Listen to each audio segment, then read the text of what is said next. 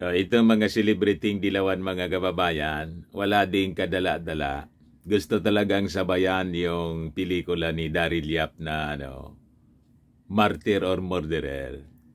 Ano niya Mr. Maravillas yung ginawang pelikula din ng mga dilawan? Ungas de Peligro. Ay, Oras de Peligro pala.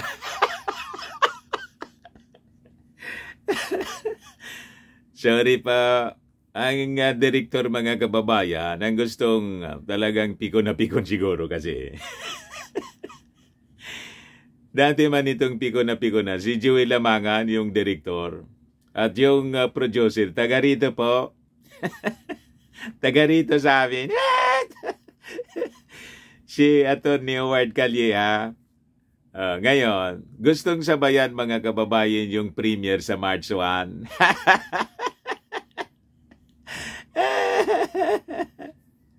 Wala talaga kayong kadala-dala. Gusto ninyo head-on.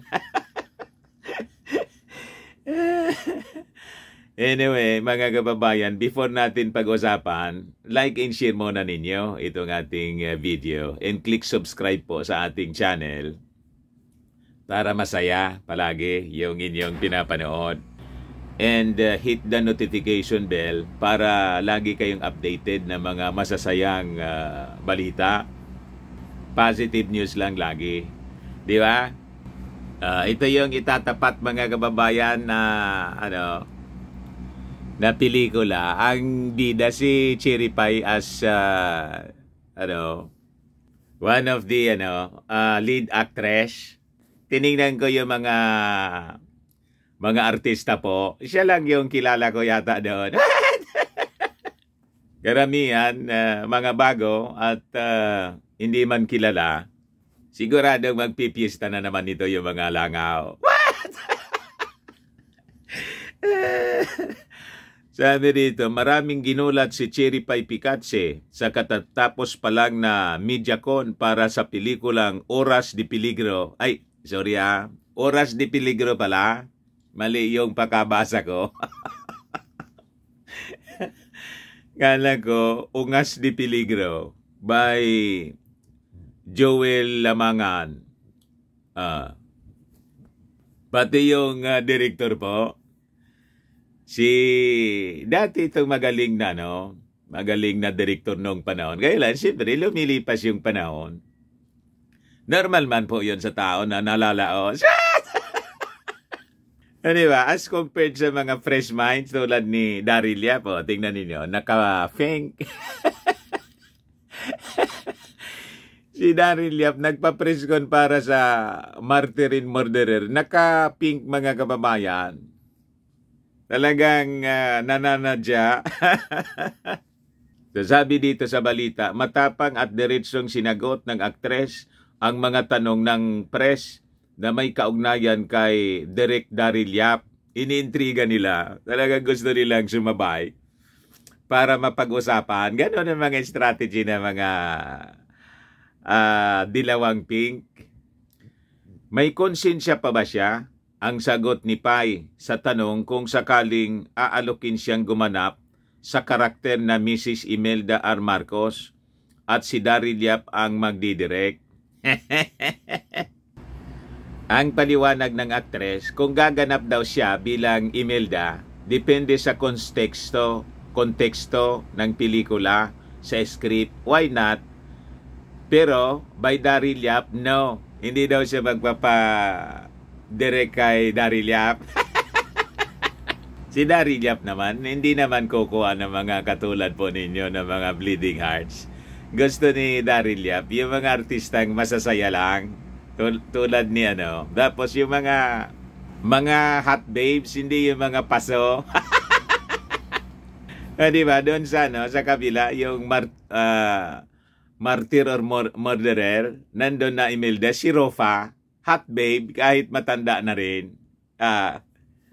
Saka yung mga artistang kinuha doon ni Daryl Yap, mga kilala, mga hot babes at yung mga sikat. What? Ngayon, sundot na tanong, bakit ayaw daw ni Pai, si Cherry Pie Picache, magpadirect kay Daryl? Iwan ko, sabi niya, may konsensya pa ba siya? So, pinapalabas mga kababayan na wala ng konsensya si Daryl Yap sa patuloy na paggawa ng mga pelikula na lalantad na mga totoong nangyari sa kanila, kasinungalingan po ito. Sa kanila mga kababayan, ang totoo, yung kanilang narrative.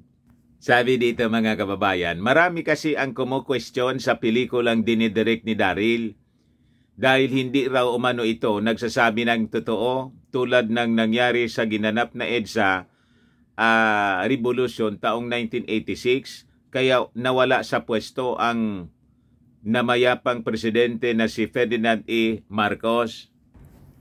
So ito ang kwento ng unang pelikula ni Direk Daryl na made in Malacanang na susundan ng Martyr or Murderer na mapapanood sa March 1 na dati raw naka-schedule ng Pebrero 2022. Siguradong blockbuster na naman po itong Martyr or Murderer, showing in cinemas, sabi, worldwide. Kaya sabi dito mga kababayan sa balita, natanong ang isa sa producers ng Oras de Peligro na si Attorney Howard Calleja kung sino ba ang tumapat sa kanila ng pelikula ni Direk Daryl. Si Attorney Howard po, taga rito sa amin, sa Legazpi. Isa sa mga yung lagi nating nakikita sa mga interviews, yung grupong isang bayan pala. Sila yung producer po nito at yung production po, ang pangalan ng film production, Bagong Siklab Productions. What? Sa pangalan pa lang ng production po, parang alams na. Bagong Siklab Productions. Alam na kung sino yung mga nasa likod ng pelikula. Sabi ni Attorney Howard, basta ako walang tinatapatan, matagal na kaming nagsimula at nauna rin kaming mag-book ng March 1 showing. Ang pagkakaalam ko, hindi March 1 yung kanilang unang date. Iniurong nila from sometime in February to March 1. So whether gusto nilang tumapat o hindi, tapatan nila, tabihan nila, patungan nila. Patungan nila kami kahit anong gawin nila, tuloy kami kasi walang hihinto sa katotohanan. Walang haharang sa katotohanan. What? Ay, Atty, walang maniwala sa inyong katotohanan. Nagising na kasi yung mga mamamayang Filipino, Atty. Kaya kahit anong pilit ninyo na pakinggan ng mga mamamayang Filipino, kahit anong press con po ninyo, at ngayon you are using the movie industry para sa inyong katotohanan. Wala talagang makumbinsi, Atty. Sumoko na lang kayo. What? Ngayon, sabi rito mga kababayan sa Showbiz Balita, going back to Cherry Pie, ipinakiusap ko sa media people, sabi po niya, pinakikiusap ko niya ngayon na alam natin kung gaano kaimportante ang social media. Yung pelikula namin, isa itong tool para hikayatin ng tao na sana labanan natin ang disinformation. Kaya kapag nagpo-post tayo sa social media, siguraduhin natin na responsible tayo. Alam natin kung ano ang facts. Kasi tayong may mga edad na, okay, alam natin kung ano yung totoo sa hindi. What? Kayo na lang yung naniniwala sa kwento ninyo. Pero kawawa naman ang mga kabataan natin. Paano nila maipaglalaban ang bansa na mahal natin kung mabubuhay sila sa disinformation or false facts? Idi Hindi ba ang kabataan ang pag-asa ng bayan? Sabi ng aktres. Sa one-on-one interview ng ilang media kay Cherry Pie, ay klinaro niyang hindi personal ang galit daw niya kay Daryl Yap.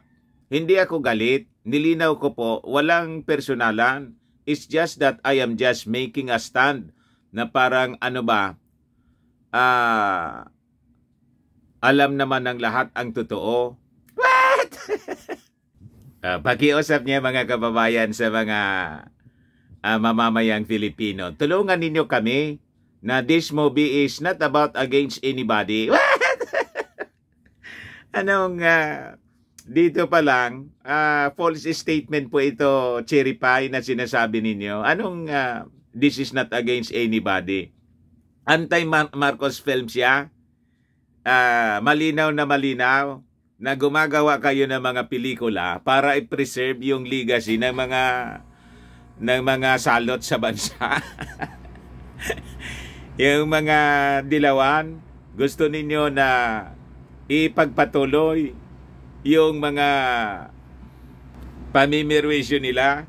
Pinirwisyo yung ating bansa ng mga dilawan. You see? Pero anya Mr. Maravillas, parang nakadilaw ka. O nga no? Si Daryl Yap nga po, nakaping. Diba? This movie is just telling the truth and what it is, especially the people na hindi nakaranas ng EDSA revolution o ano ang totoong nangyari sa kasaysayan. Hindi pwedeng i-edit. Hindi pwedeng baguhin. That's why it's history. Hindi mo madidina yung actual na nangyari dahil actual footage ang makikita sa pelikula. Let's spread love, light, and the truth. Panawagan pa niya.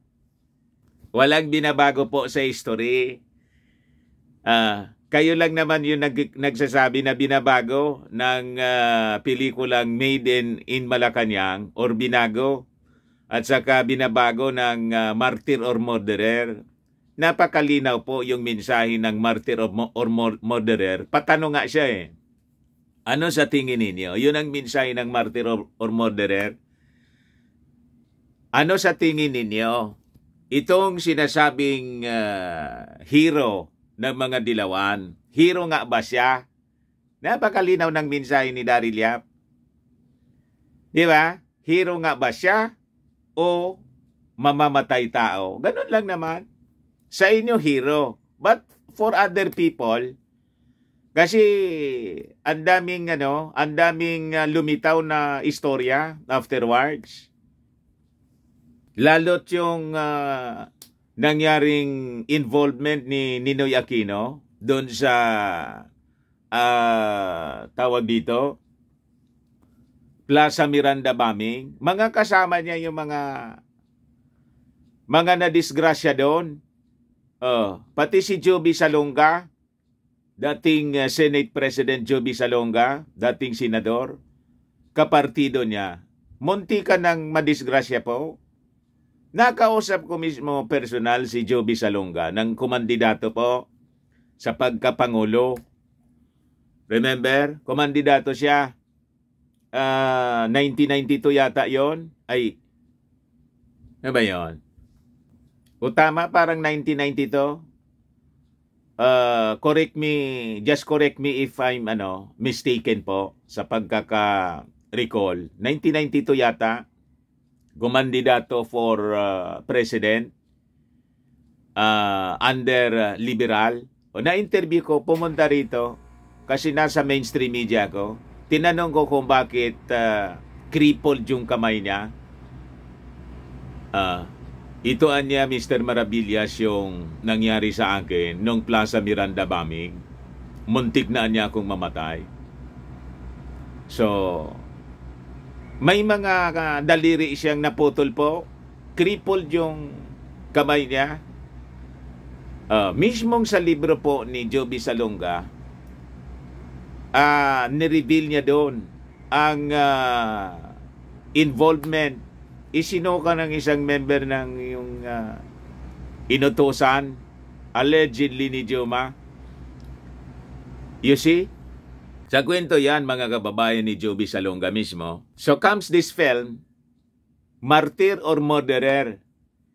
So depende kung saang side kayo. Para sa mga dilawan, martyr si Ninoy. Para doon sa mga nakakaalam ng katotohanan, murderer po siya.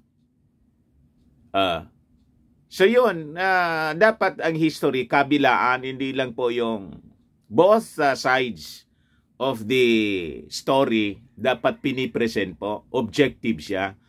Ang gustong mangyari ng mga dilawan, mga kababayan, yung kwento lang nila, yung narrative nila.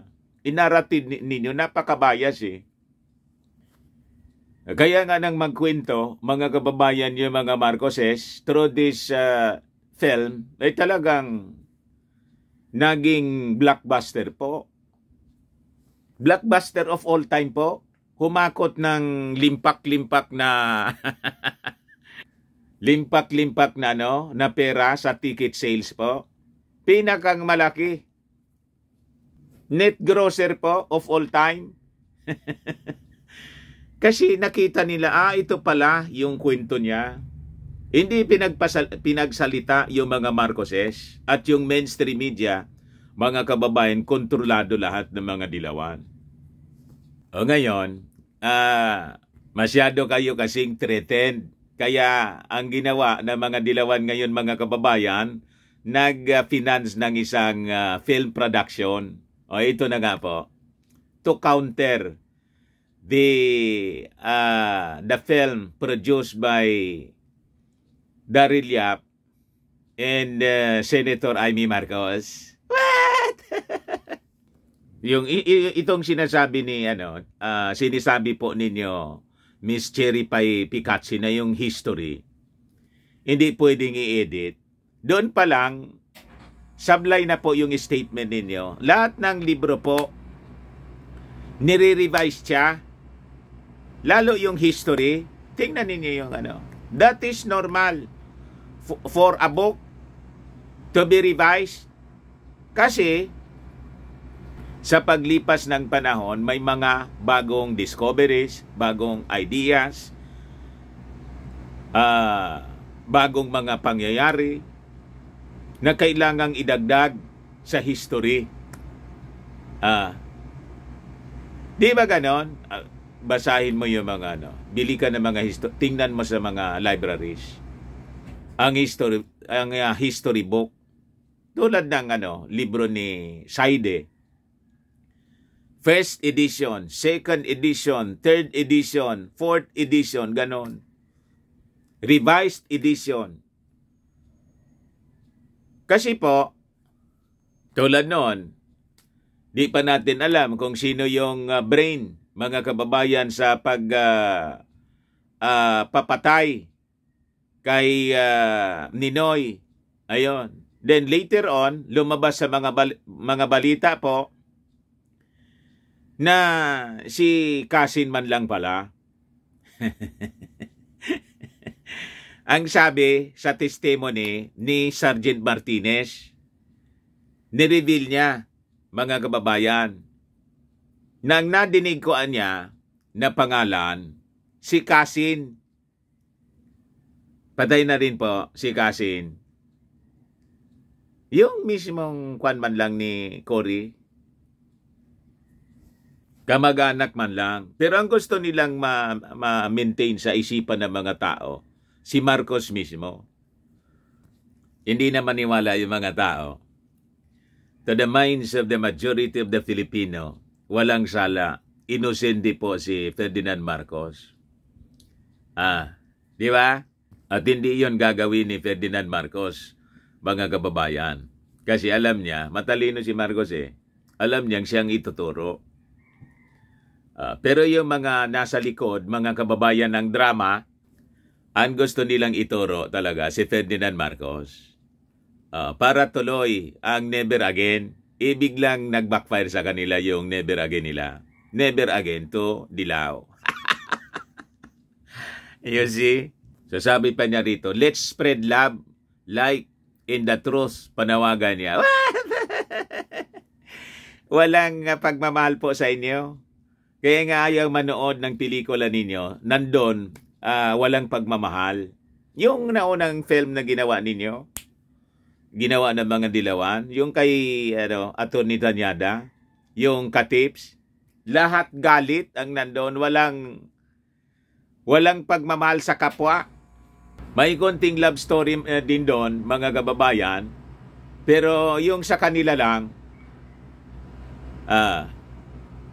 yung involved doon, so yung damdamin lang nila, pero yung damdamin ng kalaban nila, hindi, lahat pagkamuhi. Wala man po love doon. Ang love doon, pagmamalang sa inyong sarili. Sabi nga, selfish love. Yung cast ng Oras de Peligro po, hindi man mga kilala. Iwan ko kung may kilala kayo rito. Other than si Cherry Pie, kilala natin si Cherry Pie, siyempre. Kasama rin sa pelikula sina Apollo Abraham, Marcos Madrigal. Hindi ko ito mga kilala. Iwan ko kung makita ko yung mukha. Kilala natin. Timothy Castillo, Ilora Espanyo, Jim Pibanco, May Paner, Dave Bornilla, Rico Barrera, Albi Sionco, Gerald Santos, Kristen Dizon, Nanding Joseph, Therese Malbar, Alan Paule at Alin Dizon. Yung pelikula, pag ganyan, mga kababayan na hindi kilala yung mga characters, yung mga artista po, yung mga gumaganap, most of the time po, talagang nilalangaw. Kasi siyempre, yung interest na, sino man niya yan? Ang pelikula po, pinapanood dahil yung gumanap, kilala, tulad ni Cesar Montano. Di ba? Tulad ni Rofa Gutierrez, na gumanap na Imelda. Ako po ganon. Di ba ganon yung ugali natin? Yung mga moviegoers po, nanonood sila dahil doon sa kung sino yung gumaganap. Kasi alam na natin, pag yung, kaya nga sikat yung mga artista, ang sumisikat lang po yung mga magagaling. Pag hindi po magaling yung artista, tulad ng aming loyalist superstar na si Nora Honor. Tingnan mo, kahit matanda na, ngayon nakabalik na naman po, may bagong ginagawang movie si Ate Guy. Kasi superstar, magaling kasi po, national artist siya ngayon. In Marcos loyalist. Ganun po. Kaya pag gumawa ng pelikula, talagang pumapatok sa tagilya. Ganon din po rito. Kaya importante yung gumagana po, mga kilala na artista, hindi yung mga laos na paso. Kaya naman Mr. Maravillas, napakasakit naman yung ganon. Truth hurts. Ganun talaga. Talagang masakit yung katotohanan po. Ayan man lang po, mga kababayan, baka lang gusto ninyo po itong itry. Firmax Firming and Lifting Cream, pinapahid po sa mga pulses and affected area. Mainam po sa paninigas ng mga kaso-kasuan. Ito naman po, Automax Radiant Serum. Sa mukha naman po, anti-aging siya. You will look 10 years younger than your age. Sa mga cancer patients, baka gusto ninyo itong itry na yung siya red mixed fruit drink. Di man po siya gamot. Food supplement siya. Kaya lang, gawa siya mga kababayan sa goji berry. Yung goji berry may anti-cancer properties. O ngayon, yung mga inquiries ninyo, dumiretso na lang po kayo sa aming messenger sa Facebook. Ayos! Ako po si Dante Maravillas. Bye-bye po. God bless.